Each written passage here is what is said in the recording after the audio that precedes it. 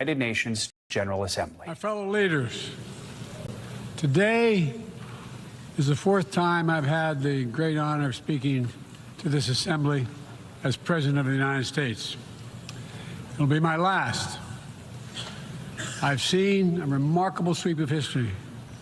I was first elected to office in the United States of America as a U.S. Senator in 1972. Now, I know I look like I'm only 40. I know that. I was 29 years old. Back then, we were living through an inflection point, a moment of tension and uncertainty. The world was divided by the Cold War. The Middle East was headed toward war. America was at war in Vietnam. At that point, the longest war in America's history. Our country was divided and angry, and there were questions about our staying power and our future. But even then, I entered public life not out of despair, but out of optimism. The United States and the world got through that moment. It wasn't easy or simple without significant setbacks. But we go on to reduce the threat of nuclear weapons through arms control, and then go on to bring the Cold War itself to an end. Israel and Egypt went to war, but then forged a historic peace. We ended the war in Vietnam. The last year in Hanoi, I met with the Vietnamese leadership. We elevated our partnership to the highest level. It's a testament to the resilience of the human spirit and the capacity for reconciliation. That today, the United States and Vietnam are partners and friends. And it's proof that even from the horrors of war, there's a way forward. Things can get better. We should never forget that. I've seen that throughout my career. In the 1980s, I spoke out against apartheid in South Africa. And then I watched the racist regime fall. In the 1990s, I worked to hold Milosevic accountable for war crimes. He was held accountable. At home, I wrote and passed the Violence Against Women Act to end the scourge of violence against women and girls, not only in America, but across the world, as many of you have as well. But we have so much more to do, especially against rape and sexual violence as weapons of war and terror. We were attacked on 9/11 by al-Qaeda and Osama bin Laden. We brought him justice. Then I came to the presidency at another moment of crisis and uncertainty. I believed America had to look forward. New challenges, new threats, new opportunities were in front of us. We needed to put ourselves in a position to see the threats, to deal with the challenges, and to seize the opportunities as well. We need to end the era of war that began on 9/11. As Vice President to President Obama, he asked me to work to wind down the military operations in Iraq, and we did, painful as it was. When I came to office as president, Afghanistan had replaced Vietnam as America's longest war. I was determined to end it, and I did. It was a hard decision, but the right decision. 4 American presidents had faced that decision, but I was determined not to leave it to the 5th. It was a decision accompanied by tragedy. 13 brave Americans lost their lives, along with hundreds of Afghans in a suicide bomb. I think those lost lives, I think of them every day.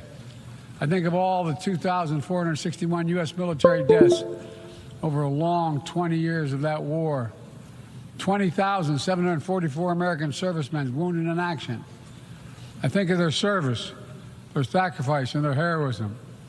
I know other countries lost their own men and women fighting alongside us. We honor their sacrifices as well.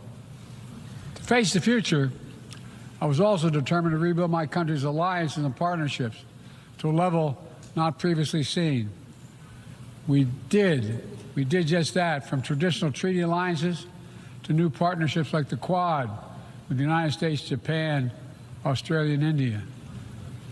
I know many look at the world today and see difficulties and react with despair, but I do not.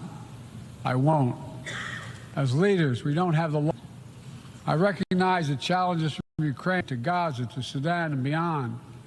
War, hunger, terrorism, brutality, record displacement of people, a climate crisis, democracy at risk, strains within our societies, the promise of artificial intelligence and its significant risk. The list goes on. But maybe because all I've seen and all we have done together over the decades, I have hope. I know there is a way forward.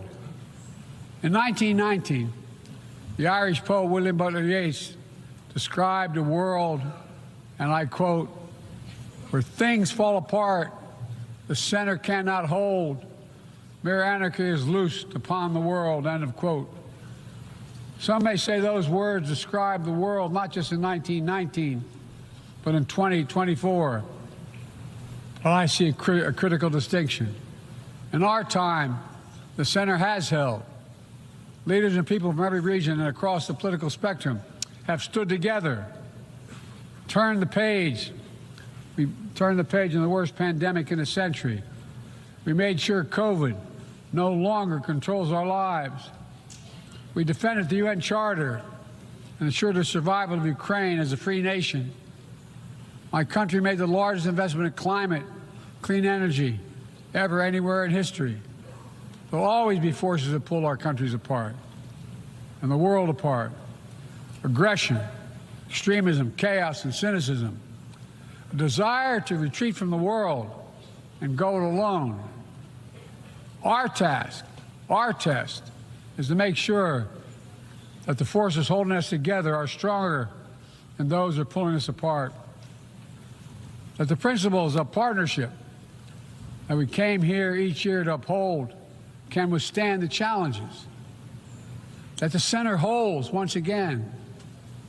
My fellow leaders, I truly believe we're at another inflection point in world history. But the choices we make today will determine our future for decades to come. Will we stand behind the principles that unite us? Will we stand firm against aggression? Will we end the conflicts that are raging today? Will we take on global challenges like climate change, hunger, and disease? Will we plan now for the opportunities and risk of a revolutionary new technologies?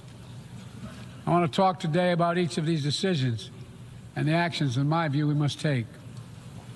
To start, each of us in this body has made a commitment to the principles of the UN Charter to stand up